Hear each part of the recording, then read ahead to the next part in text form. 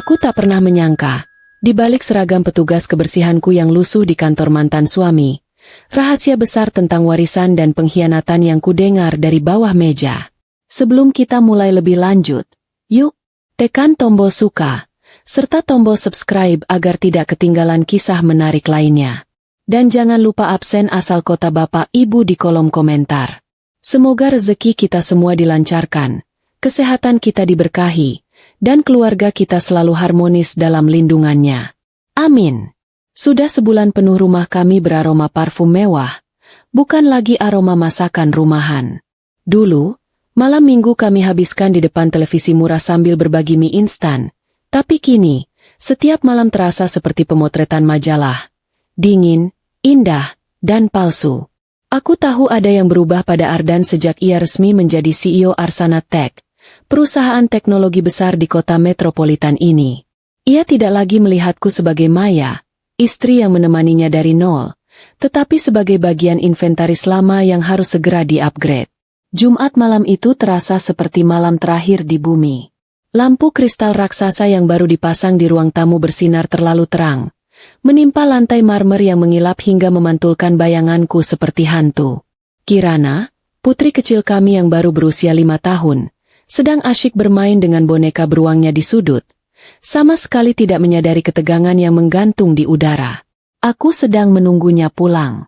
Ardan seharusnya tiba sejak tadi, tetapi peresmian jabatan barunya rupanya diikuti dengan jamuan makan malam yang sangat larut. Aku mengenakan daster biru muda yang sedikit pudar di bagian bahu, jilbab instan sederhana, dan memegang segelas air putih dingin untuk menyambutnya.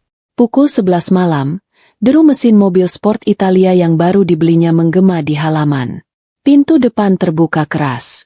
Ardan melangkah masuk, setelan jas hitam custom miliknya masih licin sempurna, memancarkan aura kemenangan dan arogansi yang menusuk. Wajahnya yang selama ini selalu kuanggap tampan, kini terlihat asing dan keras.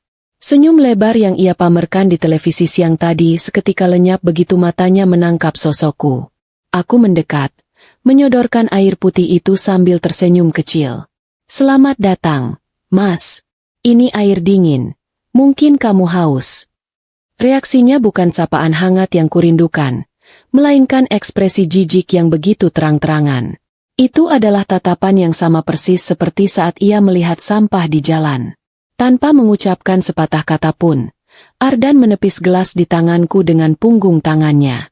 Gelas itu meluncur, menghantam lantai marmer dengan suara pecahan yang memekakan, dan air dinginnya menyebar seperti peta di lantai. Suara pecahan kaca itu membuat Kirana terperanjat. Anak itu langsung menangis pelan, lari dan bersembunyi di balik sofa, takut dengan ledakan yang tiba-tiba terjadi. Aku terpaku, mataku membelalak tak percaya. Ini bukan Ardanku. Ardan yang kukenal akan langsung memelukku dan menanyakan bagaimana hariku. Ardan yang ini adalah sosok asing yang dingin, terbuat dari kesombongan yang baru. "Apa yang kamu lakukan, Mas?" Suaraku bergetar. Aku berusaha mengendalikan diri, meski dadaku mulai sesak. Ardan hanya menatapku, matanya kosong dan dingin, seperti menatap dinding. Ia lalu melemparkan sebuah amplop coklat tebal ke wajahku. Amplop itu meluncur kasar, mendarat di kakiku yang gemetar.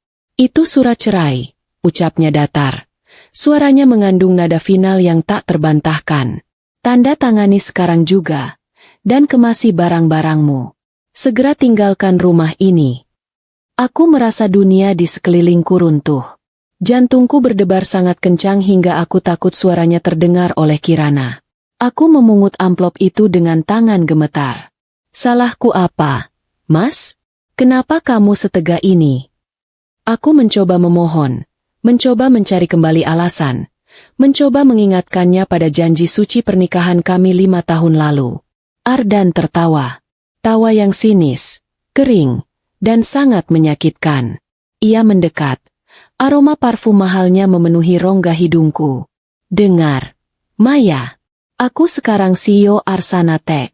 Aku adalah wajah baru kesuksesan, wajah kemewahan, dan aku butuh pendamping yang selevel. Lihat dirimu," katanya sambil menunjuk daster pudar yang kukenakan. "Kamu adalah gambaran masa lalu yang menyedihkan. Wanita kampung yang hanya tahu urusan dapur dan kasur. Kata-kata itu bagaikan palu godam yang menghantam harga diriku. Selama ini, aku bangga menjadi ibu rumah tangga yang merawat keluarganya dengan baik. Aku bangga dengan kesederhanaanku. Ternyata, di mata Ardan, semua itu adalah aib. Aku butuh wanita yang bisa diajak ke pesta bisnis, bukan wanita yang bikin malu di depan kolega. Dia berteriak, tidak peduli dengan pecahan kaca di lantai atau tangisan Kirana yang semakin kencang. Saat aku mencoba meraih tangannya, mencoba mengingatkannya pada perjuangan kami dulu saat hanya makan nasi dengan lauk telur dadar berdua, Ardan justru mendorongku kuat-kuat. Tubuhku terhuyung ke belakang dan menabrak dinding dingin. Aku tercekat. Air mata tak terbendung. Tiba-tiba, suara langkah kaki sepatu hak tinggi yang berdentum di tangga menginterupsi adegan itu. Itu adalah Nyonya Sofia, ibu kandung Ardan, yang selalu tampil glamor dengan perhiasan berlebihan, seolah-olah seluruh tubuhnya adalah etalase berjalan. Nyonya Sofia telah lama tidak menyukaiku. Ia selalu menganggapku tidak membawa keberuntungan finansial. Selalu menekankan bahwa putra semata wayangnya pantas mendapatkan yang lebih baik. Bagus. Nak, akhirnya kamu sadar diri juga. Ujar Nyonya Sofia dengan nada mengejek. Wanita itu tersenyum puas melihat kondisiku yang berantakan di lantai. Maya, Ardan sudah bekerja keras sampai di titik ini. Kamu hanya akan menjadi beban dan mempermalukan keluarga kita. Pungut dirimu dan enyah dari sini. Nyonya Sofia bahkan tidak repot-repot menunggu. Ia mengambil sebuah koper besar dari gudang dan melemparkannya tepat ke hadapanku. Koper itu mendarat dengan bunyi keras di lantai kayu, seolah-olah dia sedang menyuruh seekor anjing pergi. Jangan biarkan satpam komplek menyeretmu keluar. Itu akan lebih memalukan. Aku merasakan kemarahan yang meluap-luap, bercampur dengan rasa sakit hati yang luar biasa. Bagaimana bisa dua orang yang seharusnya kuanggap keluarga ini begitu kejam? Kirana, yang sedari tadi bersembunyi, merangkak keluar dan lari memeluk kakiku sambil terisak. Ia memelukku erat, tubuh kecilnya gemetar. Melihat mata Kirana yang sembab, air mataku langsung kering. Aku sadar, memohon kepada manusia yang hatinya sudah tertutup oleh kesombongan adalah hal yang sia-sia dan membuang waktu. Aku tidak boleh terlihat lemah di depan Kirana. Dengan sisa tenaga dan harga diri yang kupertahankan, aku bangkit berdiri. Aku memeluk Kirana erat-erat, mencium puncak kepalanya. Kita akan berpetualang, sayang, bisikku, berusaha tersenyum di balik tangisan yang tertahan. Kita akan pindah ke tempat yang lebih seru. Ayah sedang sibuk dengan pekerjaannya. Aku mengambil koper yang dilemparkan Nyonya Sofia. Tanganku terasa berat saat memasukkan pakaian-pakaian lusuhku dan baju Kirana secara asal. Ardan menegaskan bahwa aku tidak boleh membawa harta benda apapun, bahkan perhiasan yang pernah ia berikan. Semua itu milikku, Maya, termasuk perhiasan yang kupakai sebagai gajimu selama ini, katanya sinis. Aku tidak peduli. Aku hanya membawa pakaian, beberapa mainan Kirana, dan sedikit uang tabungan hasil sisa belanja bulanan yang diam-diam ku sesuaikan. Uang itu kukumpulkan sedikit demi sedikit karena aku memang memiliki kebiasaan menyisihkan uang untuk berjaga-jaga. Aku tidak menyangka, berjaga-jaga, itu datang begitu cepat dan begitu menyakitkan. Saat aku menutup koper itu, aku sempat melihat pantulan diriku di cermin besar dekat pintu. Sosok yang sangat menyedihkan, mata bengkak, das terkusut, dan wajah yang penuh kepahitan. Aku menuntun Kirana, yang masih memeluk boneka beruangnya dengan erat, menuju pintu utama. Aku tidak menoleh ke belakang. Ardan dan Nyonya Sofia berdiri di sana, seperti dua patung batu yang tidak punya hati, menyaksikan kepergianku. Aku hanya berharap mereka cepat muak dan segera meninggalkanku. Tidak ada drama lagi, tidak ada kalimat perpisahan, hanya keheningan yang dingin. Kami berjalan kaki menyusuri jalanan komplek perumahan elit yang sepi. Udara malam kota metropolitan yang dingin mulai menggigit kulitku. Jalanan itu terlalu sunyi, hanya diterangi lampu-lampu taman yang mahal. Kirana terus bertanya dengan suara polosnya yang membuat hatiku teriris. Mama, kenapa papa jahat? Kenapa Kirana tidak boleh tidur di kamar Kirana lagi? Aku harus menelan pil pahit itu sendirian. Aku harus menahan diri agar tidak menangis di depan anakku. Papa sedang banyak pekerjaan. Sayang, kita harus membantu Papa dengan pergi sebentar. Kita akan menemukan rumah baru yang lebih indah. Rumah baru yang lebih indah. Aku tahu itu adalah kebohongan terbesar yang pernah kuucapkan. Kami berjalan cukup jauh, mencari taksi atau angkutan umum yang mau membawa kami ke pinggiran kota. Kota metropolitan ini terlihat indah di siang hari, tetapi malam ini, ia terasa seperti monster beton yang siap menelan kami. Aku akhirnya menemukan sebuah taksi lusuh di luar komplek. Aku menyebutkan alamat rumah kos yang pernah kulihat iklannya di internet. Saat taksi melaju, aku menatap kembali ke rumah mewah itu. Rumah itu tampak terang benderang, berdiri angkuh, seolah menertawakan penderitaanku. Rumah itu bukan lagi rumahku. Itu adalah kandang emas yang telah menahanku. Dan kini, aku bebas. Bebas dalam kemiskinan dan ketidakpastian. Sepanjang perjalanan, air mata Kirana sudah berhenti. Tetapi anak itu tertidur pulas di pangkuanku, kelelahan. Aku menatap wajahnya yang polos, dan hati kecilku bertekad. Aku tidak akan membiarkan Ardan menghancurkan masa depan putriku. Aku akan berjuang. Aku akan bangkit. Kami tiba di rumah kos di pinggiran kota.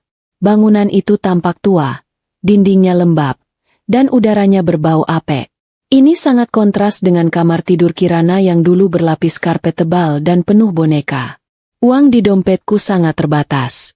Hanya cukup untuk membayar sewa 1 bulan di muka dan membeli makan seadanya selama beberapa hari. Melihat kondisi kamar yang kecil dan pengap itu, aku merasakan gelombang keputusasaan. Tapi, aku segera menepisnya. Aku harus mencari pekerjaan segera. Stok susu Kirana menipis, dan aku tidak ingin ia sakit karena kekurangan gizi. Malam itu, aku tidur di lantai yang dingin, memeluk Kirana yang meringkuk di dalam selimut tipis. Ardan dan Nyonya Sofia mungkin sedang menikmati sampahnya mahal di rumah mewah itu, merayakan kebebasan mereka. Sementara aku harus berjuang dari nol, tanpa ijazah tinggi, tanpa pengalaman kerja, dan tanpa dukungan siapapun. Teringat saat Ardan berkata aku hanya pantas menjadi wanita kampung yang tahu urusan dapur. Aku tersenyum kecut dalam kegelapan. Baik, jika aku hanya tahu urusan dapur, aku akan mencari pekerjaan di dapur. Jika tidak ada, aku akan melakukan apapun, bahkan pekerjaan yang paling hina, asalkan halal. Tekadku menguat. Rasa sakit dan dendam ini akan menjadi bahan bakar utamaku. Aku adalah Maya, bukan lagi wanita lemah yang dicintai, tetapi seorang ibu yang harus berjuang untuk hidupnya dan hidup putrinya. Pagi menyambutku dengan aroma got yang menyengat. Aku terbangun dengan punggung pegal dan mata bengkak. Kirana masih tertidur pulas. Aku menatap Kirana. Wajahnya begitu damai, seolah semua masalah di dunia ini tidak ada. Mama akan bekerja, nak. Bisikku pada Kirana yang terlelap. Mama janji, kamu tidak akan kelaparan. Aku segera mandi dan mencari lowongan pekerjaan. Aku mencoba melamar ke beberapa toko dan warung, tetapi penolakan demi penolahan yang kudapatkan. Alasannya klise, kurang pengalaman, usia yang sudah tidak muda, atau tidak punya ijazah yang cukup.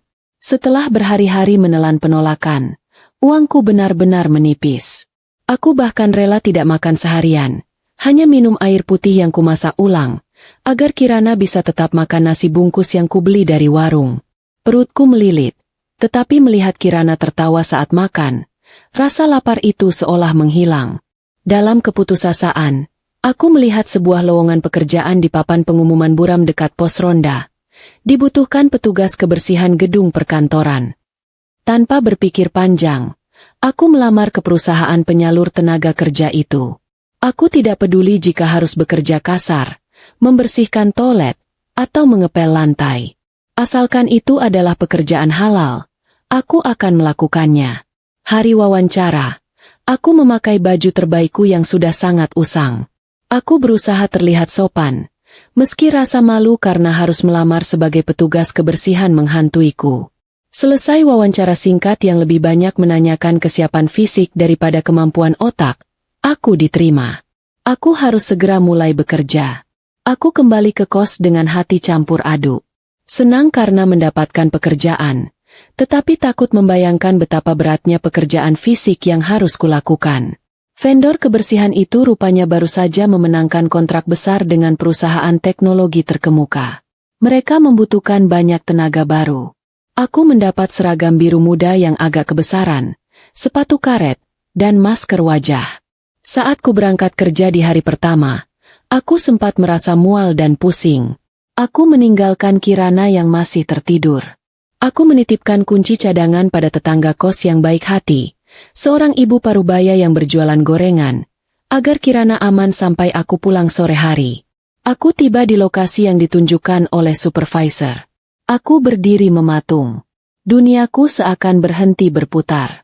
Pencakar langit megah di hadapanku, dengan logo huruf A yang besar dan mentereng, adalah gedung Arsana Tech. Ya, takdir seolah sedang menertawakanku habis-habisan. Aku akan menjadi petugas kebersihan di perusahaan milik mantan suamiku sendiri. Rasa takut dan malu menyeruak. Aku ingin lari. Aku ingin bersembunyi. Tapi, bayangan wajah Kirana yang pucat dan kelaparan kembali terlintas di benakku. Aku tidak boleh menyerah. Rasa malu dan takutku tidak sebanding dengan nyawa putriku.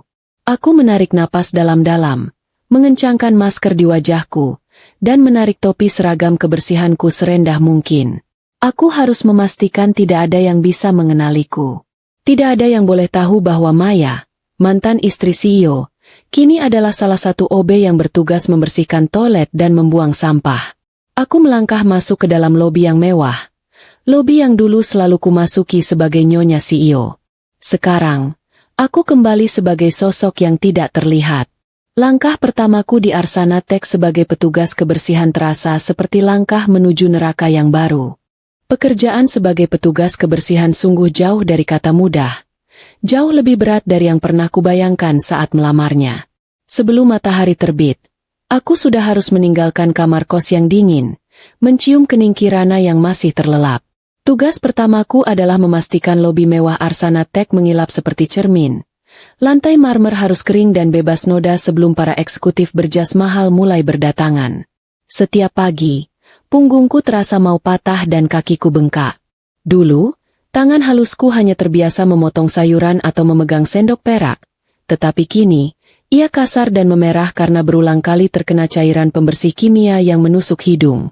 Aku mengenakan seragam biru muda yang kusam dan topi yang ditarik rendah, memastikan wajahku tersembunyi sepenuhnya di balik masker kain.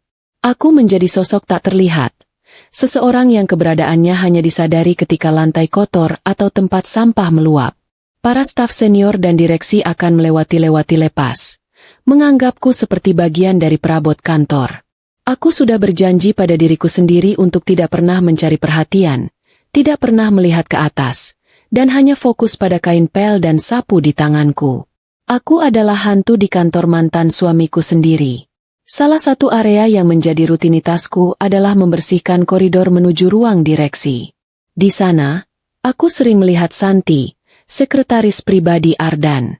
Santi adalah gadis muda yang sopan dan cekatan, tetapi wajahnya selalu pucat dan matanya sering sembab, seolah-olah dia baru saja menangis. Aku sering mendengar bentakan Ardan dari dalam ruangannya, memarahi Santi hanya karena kesalahan sepele seperti kopi yang kurang panas atau jadwal yang bergeser beberapa menit. Aku mengenali suara itu, suara yang dulu menjanjikan perlindungan, kini menjadi sumber teror bagi orang lain. Kadang, saat aku membersihkan tempat sampah di dekat meja kerjanya, Santi akan menatapku sekilas. Tatapannya tidak mengandung jijik seperti kebanyakan staf lain, melainkan sedikit rasa simpati dan lelah yang mendalam. Suatu kali, aku melihatnya menangis diam-diam saat Ardan pergi. Aku yang merasa tidak enak hati, menyelipkan sekantong kecil permen jahe, hanya itu yang kubawa untuk mengganjal perut, di dekat keyboardnya, lalu segera pergi. Santi menatapku saat itu, senyum tipisnya diwarnai rasa terima kasih, tetapi ada ketakutan yang tersirat di matanya, seolah-olah dia ingin mengatakan sesuatu yang besar tapi tidak bisa. Itu adalah jeda kecil yang menyejukkan, sebuah kontak manusiawi yang langka di tengah gedung beton yang dingin ini. Aku sendiri kadang berpikir, betapa ironisnya, Orang paling baik di kantor ini justru adalah sekretaris yang sedang bekerja untuk iblis itu. Siang itu, lobi kantor terasa lebih ramai dari biasanya. Ada kunjungan kolega bisnis penting dari luar kota. Supervisor memerintahkanku untuk memastikan semua sudut bersih sempurna. Aku sedang mengepel lantai di dekat lift utama, berusaha secepat mungkin, saat rombongan direksi keluar. Jantungku langsung berdegup kencang. Takut. Ardan berjalan di barisan paling depan, tertawa lebar. Setelan jas mahalnya berkilau, memancarkan aura CEO yang sukses dan berkuasa. Ia tampak sangat tampan dan berwibawa, sangat kontras dengan diriku yang hanya memegang kain pel. Aku buru-buru menepi, menundukkan wajahku ke dalam-dalam. Namun, nasib berkata lain. Salah satu rekan bisnis Ardan yang berjalan mundur sambil tertawa, tidak sengaja menyenggol ember pelku yang berisi air sabun. Ember itu bergoyang keras, dan airnya sedikit menciprat ke sepatu pantofel kulit Ardan yang mengilap. Suasana mendadak hening. Ardan berhenti tertawa. Ekspresi wajahnya berubah masam, penuh amarah. Ia menatap sepatunya yang basah, lalu menatap petugas kebersihan di depannya. Itu adalah aku. Siapa yang mengizinkanmu bekerja di sini? Tidak becus, bentaknya. Suaranya keras dan menggema di seluruh lobi, memancing perhatian semua tamu. Aku gemetar. Meskipun wajahku tertutup masker, aku tahu dia tidak mengenaliku. Baginya, aku hanyalah seorang OB yang melakukan kesalahan. Tapi rasa sakit mendengar bentakannya. Suara yang dulu berjanji mencintaiku, kini memaki-maki, itu sangat menyayat. Ardan tidak punya rasa kasihan sedikit pun. Ia menendang ember pel itu hingga terguling. Air sabun membanjiri lantai marmer, menciptakan kekacauan yang disaksikan oleh puluhan mata. Orang rendahan sepertimu memang hanya pantas mencium lantai. Tidak punya otak. Makinya dengan lantang. Aku merasakan air mata menggenang di balik maskernya. Itu adalah penghinaan terberat. Ardan baru saja menendangku, seorang ibu yang kelaparan demi anaknya, di depan umum, tanpa sedikit pun rasa kemanusiaan. Aku tidak boleh menangis. Aku tidak boleh ketahuan. Dengan tangan gemetar, aku segera berjongkok, memungut ember yang terguling, dan mulai mengelap air yang tumpah di dekat kaki Ardan. Tepat ketika aku menunduk, aku mendengar bunyi. Ardan meludah ke arah lantai yang sedang kubersihkan, tepat di samping tanganku. Ini sungguh kejam, batinku. Meludah ke arahku seolah aku adalah sampah paling menjijikkan di dunia. Aku sempat berpikir, Tuhan menciptakan orang sesombong dan sekejam ini hanya untuk menguji kesabaran hambanya. Ardan kemudian melenggang pergi bersama tamu-tamunya. Kembali tertawa seolah adegan itu hanyalah lelucon murahan. Aku hanya bisa menggigit bibirku di balik masker, menahan isak tangis yang ingin pecah. Aku membersihkan lantai itu sampai bersih, mencium aroma pembersih kimia dan air ludah Ardan. Rasa perih ini harus kutahan, demi Kirana yang menungguku pulang. Aku menyadari satu hal, di mata Ardan, aku tidak lebih dari debu yang harus ia injak. Kesombongan dan keangkuhan telah menguasai seluruh jiwanya.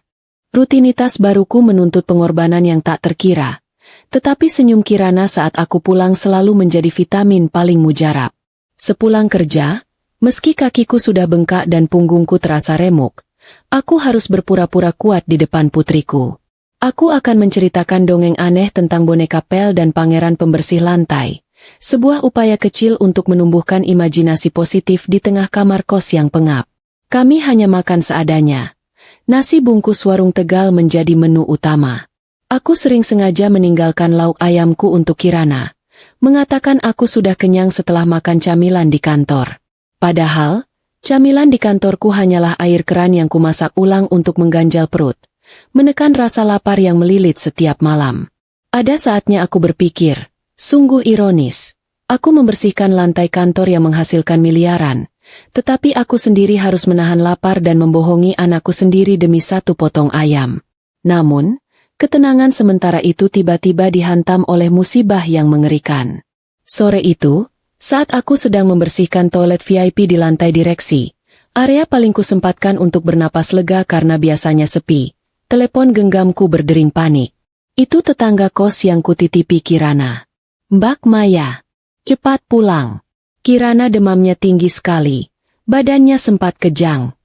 Suara ibu tetangga itu terdengar histeris, membuat duniaku terasa runtuh seketika. Tubuhku langsung lemas. Handuk pel di tanganku terjatuh. Demam tinggi, kejang. Kalimat itu bagaikan guntur yang menyambar di ruangan berbau wangi itu.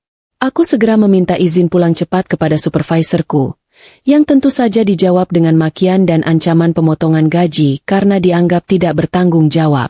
Aku tidak peduli. Kirana adalah segalanya. Aku berlari sekuat tenaga menuju kos. Ketika sampai, aku mendapati tubuh Kirana sangat panas, menggigil hebat, dan meracau memanggil nama ayahnya. Aku segera membawa Kirana ke klinik terdekat. Dokter mengatakan Kirana terkena infeksi serius dan membutuhkan obat-obatan mahal serta perawatan intensif. Jika terlambat ditangani, kondisinya bisa membahayakan. Aku memeriksa dompetku. Kosong. Gaji petugas kebersihanku belum turun, dan uang tabungan terakhirku sudah habis untuk membayar sewa kos. Harga diriku sebagai seorang ibu jauh lebih tinggi daripada rasa maluku pada mantan suami. Aku tidak punya pilihan lain. Aku harus kembali ke gedung Arsanate. Aku kembali ke kantor dengan napas terengah-engah. Pakaianku masih lusuh dan basah oleh keringat. Aku berhasil menerobos satpam di lobi, menangis memohon bahwa ini adalah masalah hidup dan mati anakku. Aku berhasil naik ke lantai direksi. Kebetulan, saat itu Ardan baru saja keluar dari ruangannya, sedang berbicara di telepon dengan bangga, membicarakan tentang pembelian jam tangan mewah terbaru seharga ratusan juta. Ardan tertawa lepas, membayangkan betapa gagahnya jam tangan baru itu melingkari pergelangan tangannya. Langkah Ardan terhenti saat melihatku berdiri di hadapannya. Seorang wanita berhijab lusuh dengan mata basah. Aku langsung bersimpuh di kakinya, mengabaikan tatapan kaget beberapa staf di sana. Mas, tolong aku, Mas. Kirana. Kirana sakit kritis. Dia butuh biaya pengobatan. Suaraku serak karena tangisan. Aku memohon, mengabaikan semua harga diri yang tersisa. Aku janji akan membayarnya. Mas, potong saja gajiku, potong gajiku seumur hidupku. Ardan menatapku dengan tatapan jijik yang sama seperti saat ia meludah di lantai. Ia mematikan teleponnya dan menendang pelan bahuku agar aku menjauh dari sepatunya yang mengilap. Aku tidak peduli, desisnya tajam. Anak itu sekarang adalah tanggung jawabmu sepenuhnya. Hak asuh ada padamu, bukan padaku. Ia menuduhku berakting, menggunakan Kirana sebagai alasan untuk memeras uangnya. Ardan lalu berkata dengan lantang, agar semua orang mendengar, bahwa ia tidak akan memberikan 1 sen pun untuk wanita pemalas yang tidak becus mengurus anak. Aku lebih rela uangku dipakai untuk membeli pakan ikan hias baruku daripada membiayai anak yang sakit-sakitan, katanya dingin. Kata-kata itu menghancurkan seluruh harapanku. Bagaimana mungkin seorang ayah bisa setega itu pada anaknya sendiri yang sedang bertaruh nyawa? Saat itu, aku benar-benar menyadari bahwa Ardan tidak hanya menceraikanku, tetapi ia juga menceraikan jiwanya dari Kirana. Ardan memanggil satpam dan menyuruh mereka menyeretku keluar karena dianggap mengganggu kenyamanan kantor. Aku diseret paksa keluar gedung seperti penjahat. Sementara Ardan kembali melanjutkan teleponnya sambil tertawa, seolah tidak terjadi apa-apa. Di luar gedung, aku hanya bisa menangis histeris di bawah guyuran hujan yang mulai turun, meratapi nasibku dan nasib putri kecilku. Air mata bercampur dengan air hujan, tetapi tidak mampu mencuci rasa sakit dan kebencian yang mulai tumbuh di hatiku. Aku akhirnya terpaksa menggadaikan satu-satunya barang berharga yang tersisa, cincin kawin almarhum ibuku yang selama ini kusimpan. Uang itu kugunakan untuk menebus obat Kirana dan memastikan anakku mendapat perawatan terbaik. Keesokan harinya, aku kembali bekerja. Mataku bengkak, hatiku terasa mati rasa. Aku berusaha fokus bekerja agar tidak dipecat. Aku sangat membutuhkan uang untuk biaya hidup selanjutnya. Aku harus bertahan. Aku berjalan menuju area kerjaku, melewati meja resepsionis yang dihiasi bunga segar mahal. Aku sempat terbersit pikiran, betapa tidak adilnya hidup. Kemarin, Ardan memilih nilai sebuah jam tangan mewah baru daripada nyawa putrinya sendiri. Mulai hari ini, aku tidak lagi menangisinya. Aku akan mengubah air mata ini menjadi kekuatan. Saat aku sedang membersihkan toilet VIP di lantai direksi, aku mendengar suara langkah kaki tergesa-gesa masuk. Aku refleks masuk ke salah satu bilik dan menguncinya. Aku tidak mau berinteraksi dengan siapapun. Dari balik pintu bilik, aku mendengar suara tangisan yang tertahan. Itu suara Santi. Aku mengintip sedikit dari celah. Santi sedang berdiri di depan wastafel, membasuh wajahnya yang penuh air mata. Gadis itu tampak sangat terguncang. Ia mengeluarkan ponselnya dan menekan sebuah nomor. Aku menahan napas, tidak berani menimbulkan suara sedikit pun. Terdengar Santi berbicara dengan suara berbisik, namun penuh tekanan emosi. Aku tidak sanggup lagi menyimpan rahasia busuk ini. Aku merasa dihantui rasa bersalah setiap malam. Isaknya. Kalimat Santi selanjutnya membuat darahku berdesir hebat. Mantan istri Pak Ardan berhak tahu kebenarannya, bisik Santi. Ada sesuatu yang sangat besar, sebuah rahasia tentang kepemilikan perusahaan yang selama ini disembunyikan rapat-rapat oleh Pak Ardan dan Nyonya Sofia. Pikiranku berputar cepat. Rahasia apa? Kenapa Santi menyebut namaku? Mengapa ini berhubungan dengan perusahaan ini? Aku sadar, penderitaanku mungkin bukan sekadar nasib buruk, melainkan ada skenario jahat yang sedang dimainkan di belakangku. Rasa penasaran bercampur firasat buruk mendominasi diriku, dan aku tahu, aku harus mendengarkan lebih jauh. Keesokan harinya, suasana di Arsana Tech terasa jauh lebih mencekam daripada biasanya. Sejak aku tiba, kesibukan sudah melanda seluruh lantai gedung pencakar langit itu. Berita besar telah menyebar ke semua departemen bahwa perwakilan dari investor utama, yang dikenal sangat misterius dan memiliki standar tinggi, akan melakukan kunjungan mendadak untuk meninjau kinerja direksi baru, yaitu Ardan. Ardan panik luar biasa. Ia berteriak-teriak memerintahkan seluruh staf untuk memastikan kantor terlihat sempurna tanpa celah sedikit pun. Aku bisa mendengar Ardan mengancam akan memecat siapa saja yang membuat kesalahan, terutama karena ia tahu ada banyak lubang dalam laporan keuangan yang sengaja ia manipulasi demi gaya hidupnya. Aku, sebagai petugas kebersihan, harus bekerja 2 kali lebih keras. Lantai harus mengilap seperti cermin, kaca jendela tidak boleh ada sidik jari, dan toilet harus wangi setiap saat. Aku mendapat tugas membersihkan koridor menuju ruang konferensi utama, tempat pertemuan vital itu akan diadakan nanti. Dengan masker yang menutupi separuh wajah dan topi yang ditekan rendah, aku mulai mengepel lantai marmer yang dingin. Hatiku masih terasa perih mengingat penolakan kejam Ardan soal Kirana, tetapi aku berusaha menekan perasaan itu. Aku butuh gaji ini. Di tengah kesibukan itu, aku melihat Santi berjalan tergesa-gesa sambil membawa tumpukan berkas tebal. Wajahnya tampak lebih pucat dari biasanya, seolah darahnya terkuras habis. Lingkaran hitam di bawah matanya menandakan dia tidak tidur semalaman. Saat berpapasan denganku di lorong sepi dekat pantry, Santi menghentikan langkahnya. Ia menoleh ke kiri dan ke kanan dengan gelisah, memastikan tidak ada kamera pengawas atau orang lain yang memperhatikan kami. Tatapannya padaku dipenuhi rasa bersalah yang mendalam dan ketakutan yang luar biasa. Aku menatapnya bingung, bertanya-tanya dalam hati apakah ini saatnya Santi akan mengatakan apa yang ia ketahui. Tapi sebelum ia sempat bicara, suara sepatu hak tinggi yang beradu keras dengan lantai terdengar mendekat. Itu adalah Nyonya Sofia, tampil mencolok dengan gaun sutra dan perhiasan emas berlebihan, berjalan di samping Ardan yang terlihat sangat stres. Nyonya Sofia terus mengoceh, memberikan instruksi kepada putranya agar tidak terlihat gugup di depan investor. Mereka berhenti tepat di depan pintu ruang konferensi utama yang besar. Ardan memerintahkan Santi untuk segera menyiapkan ruangan itu dan memastikan tidak ada satu orang pun yang boleh masuk sebelum rapat internal mereka dimulai. Pembicaraan ini sangat rahasia dan sensitif, Santi, tegas Ardan dengan nada mengancam, sebelum ia dan ibunya pergi menuju ruang direktur untuk mengambil dokumen. Santi yang ditinggal sendirian di depan pintu gemetar hebat. Ia menatap pintu kayu jati yang kokoh itu, lalu menatapku yang masih mengepel di ujung lorong. Pergulatan batin yang hebat terlihat jelas di wajahnya. Ia tahu risiko apa yang akan ia hadapi, tetapi hati nuraninya sudah tidak sanggup lagi menanggung beban kejahatan yang ia ketahui. Santi menarik napas panjang, membulatkan tekadnya. Dengan langkah cepat, ia menghampiriku, mencengkeram lenganku dengan tangan yang dingin dan berkeringat. Aku terkejut setengah mati saat Santi menarikku kasar. Ia tidak berkata apa-apa, hanya memberi isyarat dengan jari telunjuk di bibir agar aku diam. Santi menyeretku cepat masuk ke dalam ruang konferensi utama yang luas dan mewah itu. Ruangan itu beraroma pengharum ruangan mahal, dengan meja oval raksasa di tengahnya.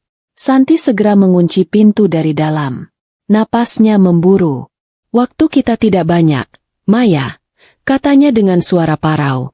Ia adalah orang pertama di kantor ini yang memanggilku dengan namaku setelah aku menjadi OB. Ardan, Nyonya Sofia, dan pengacara mereka akan segera masuk ruangan ini.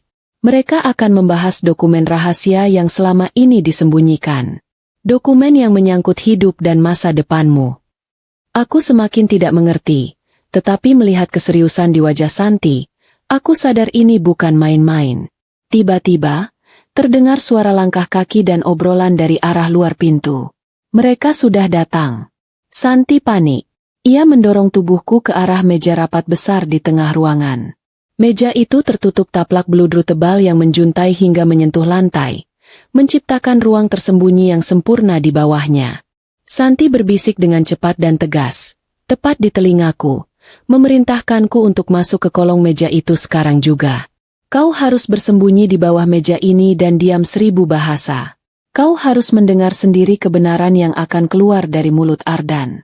Ini satu-satunya cara agar kau percaya dan bisa merebut kembali apa yang menjadi hakmu. Bisiknya, matanya memancarkan urgensi yang amat sangat. Aku tidak punya pilihan lain.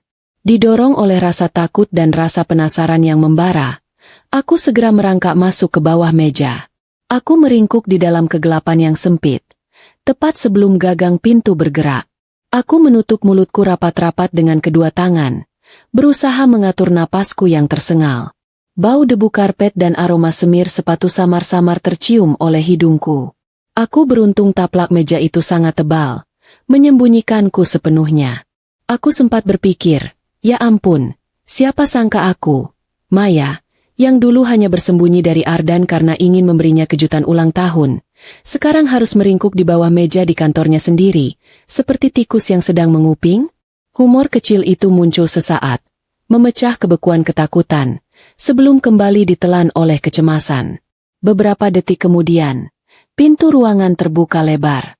Cahaya lampu ruangan dinyalakan, dan suara langkah kaki beberapa orang masuk ke dalam ruangan.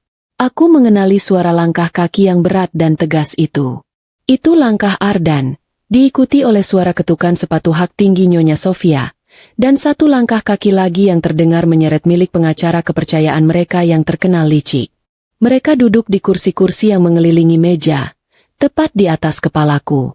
Aku bisa melihat ujung sepatu mengilap Ardan dan sepatu merah menyala milik Nyonya Sofia dari celah kecil di bawah taplak. Mereka terdengar sangat percaya diri, tertawa kecil seolah sedang merayakan kemenangan awal. Suara kertas-kertas dokumen yang diletakkan di atas meja terdengar sangat jelas di telingaku. Aku kini terperangkap. Tapi, aku siap mendengarkan. Aku tahu kebenaran yang akan terungkap nanti mungkin akan jauh lebih menyakitkan daripada penghinaan yang pernah kuterima. Kegelapan di bawah meja terasa sangat mencekam, tetapi tidak lebih gelap dari isi pembicaraan yang kini kudengar. Di atas sana, Ardan membuka percakapan dengan nada sombong, bertanya kepada pengacaranya apakah semua dokumen palsu sudah disiapkan dengan rapi untuk ditunjukkan kepada perwakilan investor nanti. Pengacara itu menjawab dengan suara serak, menjamin bahwa semua berkas keuangan Arsana Tech sudah direkayasa dengan sempurna.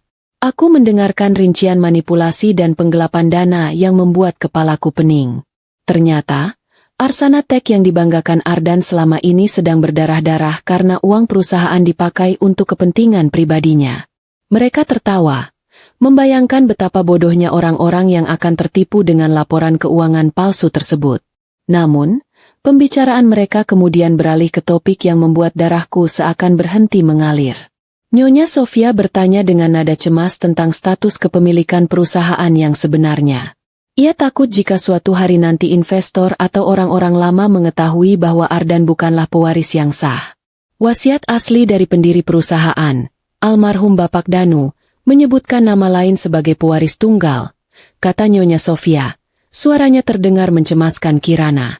Mendengar nama Bapak Danu disebut, ingatanku melayang ke masa lalu.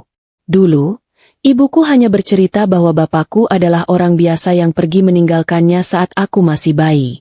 Selama ini, aku mengira ayahku hanyalah masa lalu yang menyedihkan. Ardan tertawa meremehkan, menganggap kekhawatiran ibunya tidak berdasar.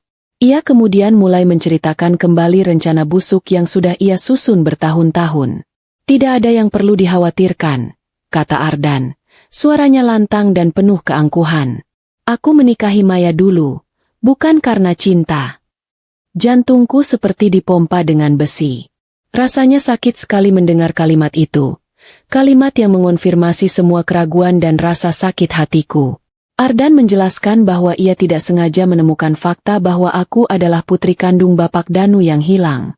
Bapak Danu adalah pendiri Arsana Tech, dan aku adalah pewaris sah tunggal. Aku tahu, jika aku menikahinya, aku akan memiliki akses tidak langsung ke harta warisan itu jika suatu saat Maya ditemukan, jelasnya. Tapi karena dia bodoh dan tidak tahu asal-usulnya, aku memutuskan untuk mengambil jalan pintas. Aku memalsukan tanda tangan Bapak Danu sebelum orang tua itu meninggal. Seolah-olah Bapak Danu menyerahkan perusahaan kepadaku sebagai anak angkat kepercayaan, bukan kepada Maya. Aku yang berada di bawah meja, merasa duniaku runtuh seketika. Air mata mengalir deras, membasahi pipiku tanpa suara. Selama ini, aku mencintai laki-laki yang ternyata adalah monster. Pernikahan kami, kenangan manis kami, kelahiran Kirana, semuanya ternyata dibangun di atas pondasi kebohongan dan keserakahan. Ardan tidak pernah mencintaiku. Ia hanya mencintai harta yang mengalir dalam darahku. Rasa sakit hati yang luar biasa menghantam dadaku, bercampur dengan kemarahan yang meluap-luap. Aku ingin berteriak, ingin keluar dari sana dan mencakar wajahnya, tetapi aku ingat pesan Santi. Aku harus mendengar semuanya sampai tuntas. Dasar perempuan bodoh, kata Ardan lagi. Ia tertawa renyah. Aku bahkan tidak perlu repot-repot mencari wasiat asli. Sudah kubakar seminggu yang lalu di perapian rumah baru kita. Dia memastikan sudah tidak ada lagi jejak yang tersisa. Menurut Ardan, rahasia itu sudah menjadi abu, sama seperti masa depanku. Lalu, Ardan menambahkan kalimat yang membuat hatiku benar-benar membeku menjadi es. Ardan menyandarkan punggungnya ke kursi, membuat kursi itu berdecit dan berdiri tepat di dekat telingaku.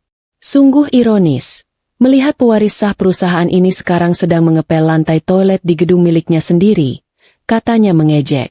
Nyonya Sofia tertawa melengking. Biarkan saja dia menjadi babu seumur hidupnya. Membersihkan kotoran orang lain, sementara kita menikmati kekayaan yang seharusnya menjadi miliknya. Aku menggigit bibir bawahku hingga berdarah. Aku menahan napasku sekuat tenaga, mematung di tengah kegelapan yang bau debu. Aku tahu mereka tidak akan pernah menyangka bahwa wanita yang sedang mereka hina dan rendahkan itu, kini meringkuk hanya beberapa sentimeter dari sepatu mereka, mendengarkan setiap kata-kata keji yang keluar dari mulut mereka. Ironi ini sungguh pedih. Aku yang bersembunyi di bawah meja super mewah, di ruangan beraroma mahal, mendengarkan diriku dihina. Sungguh sebuah pesta yang sangat eksklusif, bukan? Kalimat itu terpatri dalam di benakku, mengubah kesedihanku menjadi dendam yang membara. Aku sadar, aku bukan lagi wanita lemah yang bisa diinjak-injak. Aku adalah pewaris yang haknya dicuri, dan yang lebih penting, aku adalah ibu yang dihina di atas darah putrinya. Di bawah meja itu, dalam kegelapan dan kesendirian, aku bersumpah pada diriku sendiri dan demi masa depan Kirana. Aku akan merebut kembali setiap sen yang dicuri dariku. Aku akan membuat Ardan membayar setiap tetes air mata yang telah kami keluarkan. Tiba-tiba, di tengah tawa jahat mereka, Ardan meletakkan sebuah benda kecil di atas meja, tepat di atas kepalaku. Meskipun surat fisiknya sudah kubakar, aku menyimpan salinan digital wasiat palsu, data aliran dana curianku, dan rekaman suara di dalam flash disk khusus ini. Sebagai jaminan untuk memegang leher pengacara ini agar tidak berkhianat, kata Ardan, menyebut flash disk itu sebagai nyawanya. Aku membelalakan mataku di kegelapan. Benda itu, bukti kejahatan itu, kini berada hanya beberapa sentimeter di atas kepalaku. Aku tidak boleh menyia-nyiakannya. Waktu seakan berhenti berputar. Setiap detik terasa seperti 1 jam. Di atas kepalaku, Ardan dan komplotannya masih terus berbincang, membahas detail rencana licik untuk memanipulasi investor. Aku harus menahan napasku sekuat tenaga, menggigit bibir bawahku hingga hampir berdarah agar isak tangisku tidak pecah. Keringat dingin mengucur deras di pelipisku, membasahi jilbab lusuh yang kukenakan. Kaki-kakiku mulai terasa kram karena menekuk terlalu lama dalam posisi yang tidak nyaman. Tapi rasa sakit fisik itu tidak sebanding dengan rasa sakit di hati yang kurasakan. Aku hanya bisa fokus pada suara Ardan, memastikan aku tidak melewatkan informasi penting apapun, dan berharap mereka segera pergi. Setelah hampir 1 jam yang terasa seperti seabad, rapat gelap itu akhirnya selesai. Suara kursi yang didorong ke belakang terdengar berdecit nyaring. Aku bisa mendengar Ardan berdiri sambil meregangkan badannya. Terdengar sangat puas dengan skenario jahat yang telah mereka susun. Urus semua berkas palsu itu segera. Pastikan tidak ada celah hukum yang bisa menyerang kita. Perintah Ardan kepada pengacaranya. Nyonya Sofia ikut berdiri. Langkah kaki sepatu hak tingginya terdengar mengetuk lantai dengan irama yang angkuh.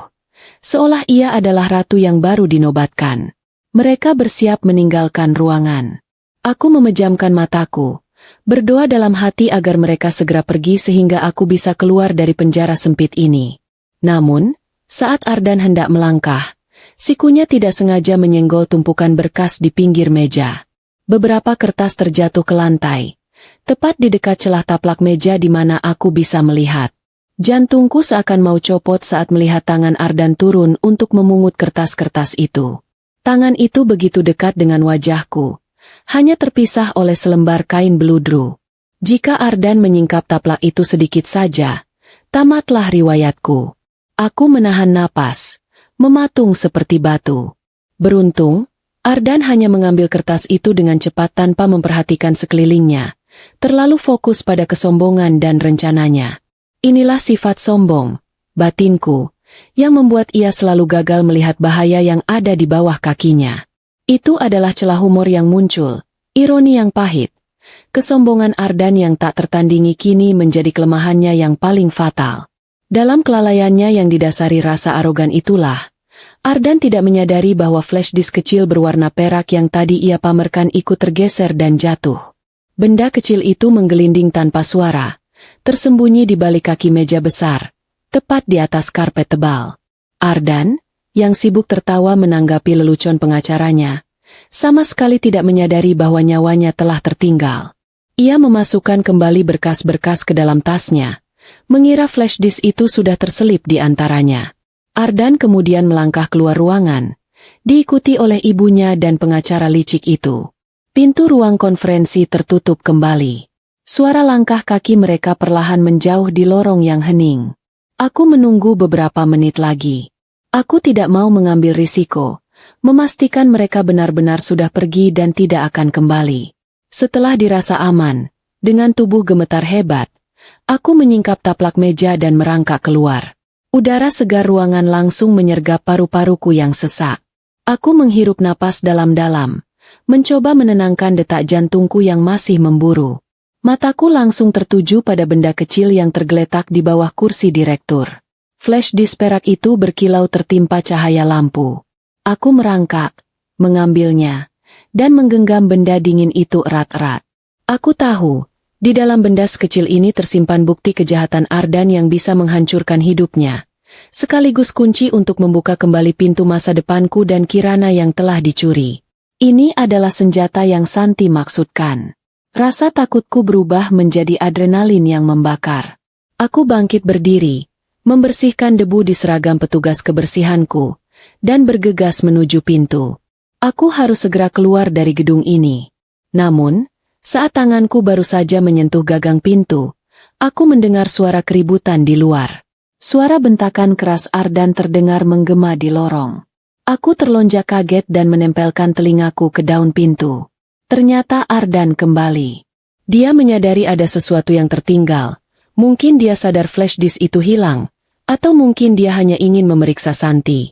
Naasnya, Ardan menemukan Santi yang masih berdiri berjaga di depan pintu ruang konferensi dengan wajah pucat pasi. Ardan yang curiga langsung menginterogasi Santi dengan nada tinggi. Aku mendengar suara tamparan keras diikuti pekikan tertahan Santi. Air mataku kembali menetes. Ardan membentak Santi, menanyakan kenapa sekretarisnya itu berdiri di depan ruangan kosong dan menuduhnya memata-matai. Kecurigaan Ardan memuncak. Dia mencengkeram kerah baju Santi dan menyeretnya mendekat ke pintu. "Siapa yang ada di dalam? Apakah kau menyembunyikan seseorang?" teriak Ardan. Aku panik luar biasa. Aku terjebak. Saat genting itu, aku mendengar Santi berteriak histeris di luar. Dia sengaja menjatuhkan vas bunga besar yang ada di koridor hingga pecah berantakan, menciptakan keributan yang memancing perhatian staf lain dan satpam. Santi berteriak memanggil satpam seolah-olah ada kebakaran, sebuah upaya heroik untuk mengalihkan perhatian Ardan. Kekacauan yang dibuat Santi membuat Ardan lengah sejenak. Ia melepaskan cengkeramannya dan menoleh ke arah satpam yang berlarian datang. Santi memanfaatkan momen itu untuk menendang pintu ruang konferensi dari luar, berteriak sekencang-kencangnya agar orang di dalam, yaitu aku, lari. Itu adalah isyarat. Tanpa berpikir panjang lagi, aku membuka pintu dan langsung berlari sekencang mungkin ke arah berlawanan dari posisi Ardan berdiri. Ardan terkejut melihat sosok petugas kebersihan berlari keluar dari ruangan rahasianya. Ia melihat seragam biru lusuh itu. Ia melihat jilbab yang kukenakan. Matanya membelalak lebar saat menyadari bahwa petugas kebersihan yang barusan ia ludahi itu adalah mantan istrinya, Maya. Wajah Ardan memerah padam karena amarah, bercampur dengan ketakutan luar biasa karena ia tahu aku mungkin sudah mendengar seluruh rahasia kejahatannya. Tangkap wanita itu. Dia pencuri. Dia mengambil dokumen perusahaan. Teriak Ardan histeris kepada para satpam. Lorong kantor yang tadinya tenang berubah menjadi arena kejar-kejaran yang menegangkan. Aku berlari sekuat tenaga. Kaki-kakiku yang sakit seolah tidak kurasakan lagi. Adrenalin yang memacu. Aku hanya punya satu tujuan. Lari sejauh mungkin, membawa bukti kebenaran di genggamanku. Aku memilih tidak menggunakan lift karena tahu itu terlalu berisiko. Ardan pasti sudah memerintahkan untuk memblokir akses lift. Aku membanting pintu tangga darurat dan mulai menuruni anak tangga dengan kecepatan penuh. Di tangga darurat yang remang-remang, gema langkah kaki para pengejarku terdengar mengerikan seperti monster yang siap menerkam. Bayangan wajah Kirana yang sedang sakit memberiku kekuatan supranatural. Aku berlari turun dari lantai 20, sementara di tanganku, flash disk perak itu terasa hangat, siap meledakkan semua kebohongan Ardan. Sesampainya di lantai dasar, aku mendobrak pintu tangga darurat yang menuju ke lobi utama. Cahaya terang dari lobi menyilaukan mataku sejenak. Lobi sangat ramai. Ternyata, rombongan inspeksi mendadak yang ditakutkan Ardan sudah tiba lebih awal dari jadwal. Ada banyak orang berjas rapi berdiri di sana, dikawal oleh beberapa pria berbadan tegap dan berwibawa. Aku panik. Aku hanya melihat pintu kaca besar di ujung lobi sebagai gerbang kebebasanku. Aku berlari membelah kerumunan orang, tidak peduli menabrak beberapa karyawan yang menatapku dengan heran. Tangkap dia. Jangan biarkan dia lolos. Dia pencuri. Teriak satpam yang baru muncul dari tangga darurat, membuat semua orang menoleh kaget. 2 orang satpam yang berjaga di pintu depan langsung bersiaga, menghadangku. Aku terjebak.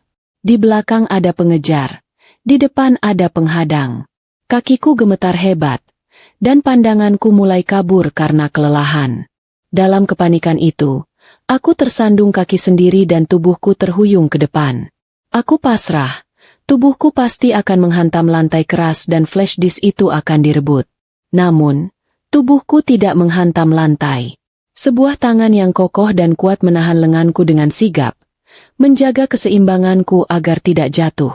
Aku membuka mataku perlahan dan mendapati diriku sedang menatap dada bidang seseorang yang mengenakan setelan jas abu-abu tua yang sangat rapi dan berkelas. Aku mendongak dan melihat wajah seorang pria parubaya yang tampan dan berwibawa, dengan sorot mata tajam namun meneduhkan. Di sebelahnya berdiri seorang pria lebih muda dengan aura yang sangat kuat, Aldo, yang menahan lenganku. Satpam suruhan Ardan yang mengejar akhirnya sampai dan hendak kasar menarikku. Satpam itu mengangkat tongkatnya, bersiap memukulku yang dianggap pencuri. Dengan gerakan yang sangat cepat dan tak terduga, Aldo menepis tangan satpam itu dan mendorongnya mundur hanya dengan satu hentakan tangan. Aura yang keluar dari Aldo membuat satpam itu menciut seketika. Suasana lobi menjadi hening mencekam. Semua mata tertuju pada adegan itu. Ardan yang baru saja keluar dari lift, terdiam mematung saat melihat siapa yang sedang memegang mantan istrinya. Wajah Ardan pucat pasi. Ia mengenali sosok di depan Aldo. Itu adalah Bapak Hartono, pemilik asli saham utama, tokoh yang selama ini ia takuti. Bapak Hartono tidak mempedulikan Ardan atau satpam. Matanya terpaku pada leherku. Saat aku hampir jatuh tadi, jilbabku sedikit tersingkap, memperlihatkan sebuah liontin emas antik berbentuk bunga teratai. Liontin itu berayun pelan di dadaku. Tangan Bapak Hartono yang keriput namun masih kuat, bergetar hebat saat ia perlahan menyentuh liontin itu. Matanya berkaca-kaca, seolah melihat hantu dari masa lalu. Ia mengenal kalung itu. Itu adalah kalung warisan keluarga yang ia berikan kepada keponakan kesayangannya, ayahku, Bapak Danu, puluhan tahun yang lalu, sebelum mereka terpisah. Liontin ini. Suara Bapak Hartono terdengar parau dan bergetar. Dari mana kamu mendapatkan ini, nak? Tanyanya lembut, mengabaikan statusku yang hanya seorang petugas kebersihan yang dituduh mencuri. Aku yang masih syok dan ketakutan, menjawab dengan terbata-bata sambil memegang liontin itu erat. Ini, peninggalan almarhum ibu. Ibu bilang ini dari ayah. Mendengar jawabanku, Bapak Hartono menarik napas panjang. Air mata haru menetes di pipi tuanya. Aldo yang berdiri di sampingnya segera sadar akan situasi ini. Ia menatapku dengan pandangan hormat yang baru, lalu berbisik tegas kepadaku, namun cukup keras untuk didengar oleh Ardan yang berdiri gemetar di kejauhan. Nyonya, Anda tidak perlu takut lagi. Liontin itu adalah lambang keluarga besar Bapak Hartono. Tuan Besar sudah puluhan tahun mencari keberadaan Anda, cucu kandung dari pendiri perusahaan ini, ujar Aldo. Pengakuan itu bagaikan petir di siang bolong bagi semua orang di lobi, terutama bagi Ardan. Wajahnya berubah menjadi abu-abu. Ia melihat flash disk yang kugenggam erat, dan ia melihat Bapak Hartono yang kini memelukku dengan penuh kasih sayang. Insting bisnis Bapak Hartono yang tajam langsung membaca situasi. Tanpa perlu banyak kata, Aldo segera memberi isyarat kepada pasukan pengawalnya untuk membentuk barikade mengelilingiku, melindungiku dari siapapun. Bapak Hartono kemudian berkata dengan suara berat yang menggelegar di seluruh lobi. Aldo, bawa cucuku ke mobil dan pastikan tidak ada satu orang pun dari manajemen kotor ini yang menyentuhnya. Kita akan dengarkan semua ceritanya di markas besar. Mulai hari ini, perang dimulai. Aku digiring keluar gedung dengan pengawalan ketat layaknya seorang putri raja. Aku sempat menoleh ke belakang, melihat Ardan yang berdiri mematung dengan keringat dingin bercucuran. Tatapan kami bertemu. Kali ini, tidak ada lagi ketakutan di mataku. Yang ada hanyalah tatapan dingin seorang wanita yang siap menuntut keadilan. Mobil limosin hitam yang kutumpangi meluncur mulus, membelah jalanan ibu kota. Aku duduk kaku di kursi beludru yang mewah, masih mengenakan seragam petugas kebersihanku yang lusuh dan basah. Di tanganku, aku menggenggam gelas berisi teh hangat yang diberikan oleh Aldo. Perubahan yang terjadi dalam 1 jam terakhir ini terasa sangat surreal, membuatku sulit memprosesnya. Di hadapanku, Bapak Hartono menatapku dengan pandangan yang sulit kuartikan, campuran antara rasa bersalah yang mendalam dan kasih sayang. Pria tua itu tidak banyak bicara selama perjalanan, seolah memberiku waktu untuk menenangkan diri. Ia hanya terus mengamati wajahku, mencari kemiripan antara aku dan keponakannya, ayahku, Bapak Danu. Hal pertama yang kukhawatirkan adalah Kirana. Hati seorang ibu tidak akan tenang sebelum tahu kondisi putrinya. Aku memberanikan diri untuk memecah keheningan dengan suara lirih, menanyakan kabar Kirana. Aldo segera menoleh ke belakang dan memberikan laporan. Ia mengatakan bahwa tim dokter terbaik dari rumah sakit milik grup Hartono sudah menjemput Kirana di klinik kecil itu. Kirana kini sudah dipindahkan ke ruang VVIP, dirawat intensif, dan kondisinya stabil. Demamnya sudah mulai turun. "Nyonya, dia aman," ujar Aldo dengan nada tegas namun melegakan. Mendengar kabar itu, tangisku pecah. Bukan tangisan sedih, melainkan tangisan lega yang luar biasa. Beban berat yang menghimpit dadaku selama berhari-hari seketika terangkat.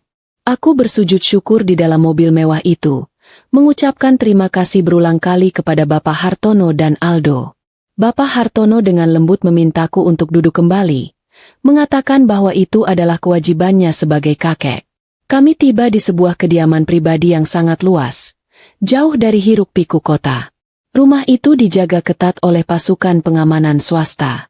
Setelah aku membersihkan diri dan berganti pakaian pinjaman yang lebih layak, aku diantar ke ruang kerja Bapak Hartono yang bernuansa kayu klasik. Aku menceritakan semuanya. Aku menceritakan tentang perlakuan Ardan, tentang pengusiran keji itu, tentang bagaimana aku harus menjadi petugas kebersihan dan tentang rapat rahasia yang kudengar dari bawah meja. Setiap kata yang kuucapkan terasa seperti pisau yang mengiris kembali luka lama. Tetapi aku harus kuat. Saat aku selesai bercerita, aku menyerahkan flash disk perak itu kepada Aldo. Wajah Aldo mengeras saat menghubungkannya ke laptop. Ia memeriksa isinya. Rekaman suara, laporan keuangan ganda, dan salinan digital surat wasiat palsu, semuanya ada di sana. Bukti itu sangat lengkap dan tak terbantahkan. Ardan benar-benar menggali kuburannya sendiri dengan menyimpan data itu. Bapak Hartono mengepalkan tangannya hingga buku-buku jarinya memutih. Amarahnya memuncak mendengar betapa kejamnya Ardan memperlakukanku, pewaris sah perusahaan yang didirikan oleh sahabatnya. Ia meminta maaf kepadaku, karena terlambat menemukanku. Ia menjelaskan bahwa ia dan Bapak Danu sudah berpisah karena konflik prinsip, dan Ardan selalu berhasil menutupi jejakku. Kita tidak akan menangkap Ardan sekarang secara diam-diam. Itu terlalu mudah, ujar Bapak Hartono. Senyum dingin terukir di wajah tuanya. Dia harus jatuh tepat di saat dia merasa terbang paling tinggi. Kita akan menelanjanginya di depan umum, di depan kamera yang ia undang sendiri. Malam itu, strategi pembalasan disusun. Aldo menjelaskan bahwa besok malam, Ardan akan mengadakan pesta besar-besaran di Hotel Bintang 5 untuk merayakan peresmian kepemilikan saham penuhnya yang palsu. Ia mengundang semua media nasional dan kolega bisnisnya. Aku menatap pantulan diriku di cermin besar di kamar tamu yang disediakan untukku. Aku melihat wajah lelah dan mata bengkak, masih dengan pakaian pinjaman. Aku merasa kecil, tetapi tekadku sudah baja. Bapak Hartono datang menghampiriku. Mulai detik ini, kamu bukan lagi korban, Maya. Kamu adalah seorang ibu yang berjuang untuk anaknya, dan seorang pewaris yang akan mengambil kembali haknya. Ia memerintahkan tim penata rias dan desainer terbaik untuk datang besok pagi. Aku harus tampil sebagai ratu, bukan sebagai upik abu. Aku hanya bisa mengangguk mantap. Demi Kirana, dan demi harga diriku yang telah diinjak-injak, aku siap memainkan peranku dalam drama kehancuran Ardan. Aku tertawa kecil dalam hati. Dulu aku memakai seragam biru kusam untuk membersihkan toiletnya. Sekarang, aku akan memakai gaun elegan untuk membersihkan sampah dari tahtaku sendiri. Itu adalah jeda humor singkat yang membuatku merasa sedikit lebih ringan. Keesokan harinya, aku menghabiskan waktu dengan persiapan yang matang. Tidak hanya didandani secara fisik, tetapi Aldo juga mempersiapkanku secara mental. Aku diajarkan bagaimana cara berdiri, cara menatap lawan, dan cara berbicara dengan wibawa seorang pemimpin. Rasa sakit hati menjadi bahan bakar utamaku, membuatku belajar dengan cepat. Sore itu, Kirana sudah sadar dan bisa melakukan panggilan video. Melihat senyum putriku yang mulai pulih membuat tekadku semakin baja. Aku berjanji pada Kirana bahwa sebentar lagi, kami akan hidup bahagia tanpa rasa takut. Saat matahari terbenam, aku sudah siap. Aku mengenakan gaun panjang berwarna biru tua yang elegan. Wajahku yang dulu kusam kini bersinar, memancarkan kecantikan yang tegas dan anggun. Liontin warisan ibuku melingkar indah di leherku, menjadi simbol identitasku yang tak terbantahkan. Bapak Hartono menatapku dengan bangga. "Sudah siap, Maya?" tanyanya. Aku menarik napas panjang. "Sudah, Bapak." Saatnya pertunjukan dimulai. Suasana di Grand Ballroom Hotel Bintang 5 malam itu sangat gemerlap, dipenuhi aroma parfum mahal dan dengungan percakapan basa-basi dari ratusan tamu undangan kalangan elit. Lampu kristal raksasa membiaskan cahaya keemasan ke seluruh penjuru ruangan. Inilah panggung yang dipilih Ardan untuk memproklamasikan kejayaan palsunya. Aku tiba di luar ballroom dengan Bapak Hartono dan Aldo, melihat melalui celah pintu bagaimana Ardan berdiri tegak di atas panggung. Setelan jas hitamnya tampak arogan. Senyumnya lebar. Matanya berbinar penuh kepuasan. Seolah merasa seperti raja dunia yang tak tertandingi. Aku menghela napas. Aku harus mengakui, Ardan sangat menikmati sorotan ini. Sedikit saja kegagalan, pasti ia akan menyalahkan dekorasi atau catering. Ardan mengambil mikrofon dan memulai pidato kemenangannya. Suaranya lantang dan penuh percaya diri saat ia menceritakan visi palsunya untuk masa depan Arsana Tech. Ia berbicara tentang integritas, kerja keras, dan dedikasi. Kata-kata yang terdengar sangat ironis bagiku. Para tamu bertepuk tangan, sebagian karena hormat, sebagian lagi karena takut pada kekuasaan barunya. Tepat saat Ardan mengangkat gelasnya, siap untuk bersulang merayakan era barunya, rencana kami dieksekusi. Tiba-tiba, seluruh lampu di ballroom padam. Kegelapan total menyelimuti ruangan. Suara musik orkestra berhenti mendadak. Para tamu mulai berbisik panik, mengira ada gangguan teknis. Ardan berteriak memanggil teknisi. Suaranya terdengar kesal. Tetapi teknisi tidak menjawab. Sebagai gantinya, layar LED raksasa yang menjadi latar belakang panggung tiba-tiba menyala terang, menampilkan sebuah video dengan kualitas gambar yang sangat jernih. Semua mata tertuju ke layar itu. Itu adalah rekaman CCTV dari ruang konferensi utama, lengkap dengan tanggal dan waktu yang tertera jelas. Video itu menampilkan Ardan, Nyonya Sofia, dan pengacara mereka sedang duduk mengelilingi meja. Audio rekaman itu terdengar sangat jernih melalui sistem suara ruangan yang canggih. Wasiat aslinya sudah kubakar. Aku menikahinya bukan karena cinta. Sungguh ironis, melihat pewaris sah perusahaan ini sekarang sedang mengepel lantai toilet di gedung miliknya sendiri. Pengakuan keji Ardan menggelegar di seluruh ruangan, membungkam semua orang. Wajah para tamu berubah pucat, mulut mereka ternganga. Video itu berlanjut, menampilkan Ardan tertawa mengejek tentang diriku, dan rencananya memalsukan laporan keuangan. Ardan di atas panggung terpaku. Gelas di tangannya jatuh dan pecah berkeping-keping. Wajahnya yang tadinya merah karena alkohol kini berubah menjadi putih mayat. Ia berteriak histeris menyuruh mematikan videonya, tetapi tidak ada yang bergerak. Nyonya Sofia di kursinya tampak seperti orang yang terkena serangan jantung. Napasnya sesak melihat aibnya dikuliti di depan umum. Video itu berakhir dengan adegan Ardan menjatuhkan flash disk dan aku, si petugas kebersihan, keluar dari bawah meja mengambilnya. Kebenaran telah terungkap dengan cara yang paling brutal. Saat video berakhir, lampu sorot utama tiba-tiba menyala, mengarah ke pintu masuk ballroom yang terbuka lebar. Dua baris pasukan pengawal berjas hitam masuk dengan langkah tegap, membuka jalan. Di tengah-tengah mereka, aku berjalan. Penampilanku sungguh memukau, membuat siapapun yang melihatnya tidak akan percaya bahwa aku adalah wanita yang sama dengan petugas kebersihan di video tadi. Aku berjalan dengan kepala tegak. Tatapanku tajam lurus ke arah panggung. Di sebelah kananku berjalan Bapak Hartono yang berwibawa, dan di sebelah kiriku Aldo. Keheningan melanda ruangan itu. Hanya suara langkah kakiku yang terdengar. Aku menaiki tangga panggung dengan anggun, berdiri berhadapan langsung dengan Ardan yang gemetar hebat. Jarak kami hanya beberapa meter, tetapi rasanya seperti dipisahkan oleh jurang nasib yang lebar. Ardan mundur selangkah, lututnya lemas. Ia tergagap, mencoba menyangkal. "Bababu, apa yang kau lakukan di sini? Kau..." Kau pasti mencuri video itu, teriak Ardan putus asa. Aku tidak menjawab dengan teriakan. Aku hanya tersenyum tipis, senyum yang dingin dan mematikan. Aku mengambil mikrofon yang tergeletak di podium.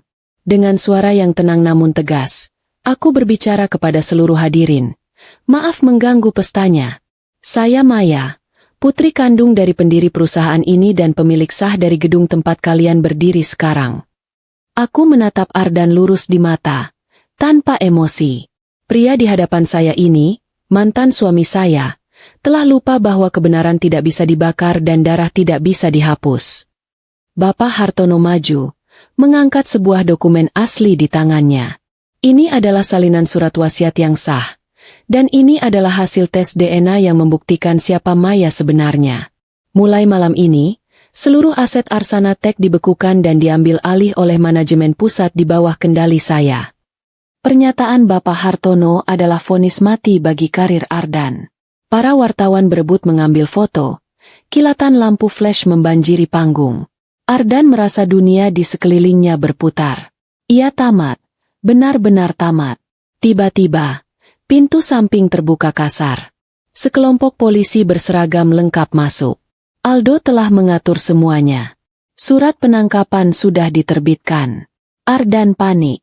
Ia mencoba lari ke belakang panggung, tapi Aldo dengan sigap menjegal kakinya hingga Ardan tersungkur mencium lantai panggung. Itu adalah posisi yang sama persis seperti saat ia menyuruhku, istrinya sendiri, membersihkan kotoran di sepatunya. Ironi yang sempurna. Polisi segera memborgol tangan Ardan ke belakang. Nyonya Sofia yang melihat anaknya ditangkap menjerit histeris dan mencoba menyerangku, tetapi ia langsung diamankan oleh Polwan. Malam pesta yang seharusnya menjadi puncak kejayaan Ardan berubah menjadi malam penghakiman yang mengerikan baginya. Sementara bagiku, malam itu adalah malam pembebasan yang manis. Keriuhan di dalam Grand Ballroom Hotel Bintang 5 mencapai puncaknya saat polisi mulai menggiring Ardan turun dari panggung. Pria yang beberapa menit lalu berdiri dengan angkuh memproklamirkan diri sebagai raja bisnis, kini tidak lebih dari seorang kriminal yang tertangkap basah. Borgol besi yang melingkar di pergelangan tangannya terasa dingin dan menyakitkan. Tetapi aku tahu, rasa sakit itu tidak sebanding dengan hancurnya harga diri yang ia rasakan. Ardan berusaha memberontak, berteriak-teriak mengatakan ini semua adalah rekayasa. Tetapi suaranya tenggelam oleh cemoohan para tamu undangan. Nyonya Sofia juga ikut diseret. Make-up tebalnya luntur oleh air mata. Wajahnya terlihat berantakan. Ia terus berteriak memaki, menuduhku wanita durhaka yang tidak tahu terima kasih. Saat rombongan polisi hendak membawa Ardan keluar melalui pintu utama, terjadi sebuah momen yang sangat memilukan. Sebuah kursi roda didorong masuk oleh seorang perawat pribadi. Di atas kursi roda itu, duduk Kirana. Putri kecilku memaksa ingin ikut karena ingin melihatku. Wajahnya masih sedikit pucat, tetapi matanya berbinar melihatku berdiri gagah di panggung. Melihat anaknya ada di sana, Ardan yang sudah putus asa tiba-tiba mendapatkan ide licik terakhir. Ia meronta sekuat tenaga hingga pegangan polisi sedikit terlepas. Ardan menjatuhkan dirinya, berlutut ke arah Kirana dengan wajah yang dibuat-buat semenyedihkan mungkin. Kirana, Papa sangat menyayangimu. Nak, Papa melakukan semua ini demi masa depanmu. Serunya dengan suara parau. Ia berharap Kirana akan menangis dan berlari memeluknya, sehingga polisi akan merasa iba. Suasana mendadak hening. Semua orang menunggu reaksi gadis kecil itu. Aku hendak berlari menghalangi, takut Kirana akan trauma, tetapi Bapak Hartono menahan lenganku pelan, memberiku isyarat untuk membiarkan Kirana mengambil keputusannya sendiri. Kirana menatap laki-laki yang berlutut di depannya itu. Ingatannya melayang pada kejadian beberapa hari lalu, saat ia demam tinggi dan ayahnya justru mengusir ibunya seperti pengemis. Perlahan, Kirana memalingkan wajahnya, menggerakkan kursi rodanya mundur, bersembunyi di balik kakiku yang sudah turun dari panggung menghampirinya. Dengan suara kecil namun terdengar jelas di ruangan yang hening itu, Kirana berkata, "Om jahat itu bukan Papa Kirana. Kirana hanya punya mama, dan Kirana tidak butuh mainan dari uang curian." Penolakan polos namun menohok dari seorang anak kecil itu bagaikan palu godam yang menghancurkan sisa-sisa harapan Ardan. Polisi kembali menarik Ardan berdiri dengan kasar. Kali ini Ardan tidak melawan. Tubuhnya lemas seperti tak bertulang. Ia diseret keluar gedung di bawah sorotan kamera. Malam itu juga, Ardan, Nyonya Sofia, dan pengacara korup mereka dibawa ke kantor polisi pusat. Aldo telah menyerahkan semua bukti digital dari flash disk perak kepadaku. Bukti itu sangat lengkap dan memberatkan. Karma benar-benar bekerja, memecah belah persekutuan jahat mereka. 1 bulan telah berlalu sejak malam penangkapan yang menggemparkan itu. Di sebuah lembaga pemasyarakatan yang sesak dan pengap, Ardan duduk melamun di pojok sel yang lembab. Tubuhnya kini kurus kering. Tidak ada lagi jas mahal, tidak ada lagi ruang ber-AC. Yang ada hanyalah nasi cadong yang keras dan lantai semen yang dingin. Sementara di blok penjara wanita, Nyonya Sofia, yang dulu selalu menjaga tangannya agar tetap halus dan berkilau dengan manikur mahal, kini harus mencuci baju tahanan demi mendapatkan sedikit makanan tambahan. Kesombongannya telah runtuh. Sementara itu, di gedung pencakar langit Arsana Tech, suasana kantor telah berubah total. Aura ketakutan dan ketegangan yang dulu menyelimuti karyawan kini berganti dengan semangat kerja yang positif. Aku, yang kini resmi menjabat sebagai presiden direktur, melakukan perombakan besar-besaran. Aku tidak menjadi pemimpin yang gila hormat seperti Ardan. Sebaliknya, aku dikenal sebagai pemimpin yang sangat manusiawi dan dekat dengan karyawanku. Langkah pertamaku adalah memperbaiki kesejahteraan pegawai level bawah. Aku menaikkan gaji petugas kebersihan, satpam, dan staf administrasi. Aku merenovasi ruang istirahat mereka agar lebih layak. Aku tidak pernah lupa. Sebulan yang lalu aku adalah salah satu dari mereka. Aku sering terlihat makan siang di kantin karyawan, mendengarkan keluh kesah mereka tanpa sekat birokrasi yang kaku. Santi, mantan sekretaris Ardan, kini mendapatkan posisinya kembali dengan jabatan yang lebih tinggi. Aku mengangkatnya menjadi manajer operasional sekaligus asisten pribadi kepercayaan. Wajah Santi kini selalu dihiasi senyum. Tidak ada lagi mata sembab karena tekanan batin. Ia menjadi saksi hidup bagaimana kebaikan hati seorang pemimpin bisa mengubah budaya perusahaan. Sore itu, aku sedang membereskan berkas di meja kerjaku. Ruangan direktur utama itu sudah kubah total desainnya. Nuansa gelap peninggalan Ardan kuganti dengan warna-warna pastel yang hangat dan sentuhan tanaman hijau yang menyejukkan. Di dinding tergantung foto besar aku dan Kirana yang sedang tertawa bahagia. Pintu ruangan diketuk pelan. Aldo masuk dengan senyum ramah, membawa Kirana yang baru saja pulang sekolah. Kirana kini sudah sehat sepenuhnya. Pipinya kembali gembil dan ceria. Selama sebulan terakhir, Aldo sering menemaninya bermain dan menjemputnya sekolah. Hubungan mereka menjadi sangat dekat. Kirana, tanpa ragu, langsung memeluk Aldo dan meminta digendong. Aku tersenyum kecil melihat pemandangan itu. Ternyata, sosok papa yang penyayang dan tegas itu, Kirana temukan pada seorang asisten pengawal. Sungguh lucu, tapi menghangatkan hati. Bapak Hartono kemudian menyusul masuk. Kami berempat berencana makan malam bersama untuk merayakan keberhasilan proyek pertamaku sebagai CEO. Suasana hangat kekeluargaan sangat terasa di ruangan itu. Sebelum meninggalkan ruangan, aku menyempatkan diri berdiri di depan jendela kaca besar yang menghadap ke pemandangan kota di waktu senja. Langit berwarna jingga keemasan memantul indah di gedung-gedung tinggi. Aku melihat pantulan diriku di kaca. Bukan lagi wanita lemah yang menangis di bawah guyuran hujan. Bukan lagi petugas kebersihan yang menunduk takut. Aku adalah Maya, seorang ibu, seorang pejuang, dan seorang pemimpin. Aku teringat masa-masa sulit saat aku harus menyembunyikan wajahku di balik masker. Saat aku dihina dan diinjak-injak. Semua rasa sakit itu kini telah terbayar lunas. Aku berbisik pelan pada diriku sendiri, mengucapkan terima kasih kepada Tuhan karena telah memberiku kekuatan untuk bertahan melewati badai. Aldo memanggilku lembut dari ambang pintu. Nyonya Maya, mari. Kirana sudah lapar. Aku menoleh, mengangguk mantap, lalu melangkah keluar. Aku mematikan lampu ruangan, meninggalkan kegelapan masa lalu di belakang, dan berjalan menyongsong cahaya kebahagiaan yang sebenarnya bersama orang-orang yang tulus mencintaiku. Cerita penderitaanku telah berakhir, dan lembaran baru kehidupanku yang penuh harapan baru saja dimulai.